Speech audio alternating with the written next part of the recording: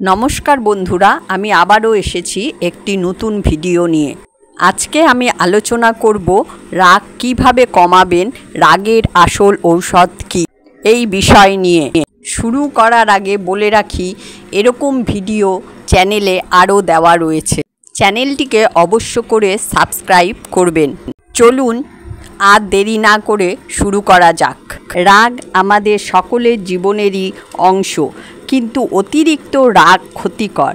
রাগের বশে আমরা অনেক সময় ভুল কাজ করে ফেলি, যার ফলে নষ্ট হয়ে যায় বন্ধুত্ব, সম্পর্ক, এমনকি ক্ষতিগ্রস্ত হয় কর্মজীবনও।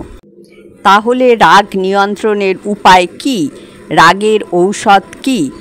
রাগের ঔষধ শ্বাস প্রশ্বাস। রাগান্বিত বোধ করলে গভীরভাবে শ্বাস নিন এবং ধীরে ধীরে ছেড়ে দিন। এতে মন শান্ত হবে এবং রাগ কমবে। চিন্তাভাবনা। রাগের সময় নেতিবাচক চিন্তাভাবনা মাথায় আসে, তাই ইতিবাচক চিন্তা করার চেষ্টা করুন। স্থান পরিবর্তন। রাগের বশে কিছু বলার বা করার আগে ঘর থেকে বেরিয়ে কিছুক্ষণ হাঁটুন। কথা বলা। রাগ আপনার মনের মধ্যে জমা করে রাখবেন না, বিশ্বস্ত কারো কাছে মনের কথা বলুন। শখ। রাগ নিয়ন্ত্রণে সাহায্য করার জন্য গান শোনা, বই পড়া, বাগান করার মতো শখের আশ্রয় নিতে পারেন। ধ্যান। নিয়মিত ধ্যান করলে মন শান্ত থাকে এবং রাগ নিয়ন্ত্রণে সাহায্য হয়। পেশাদার সাহায্য।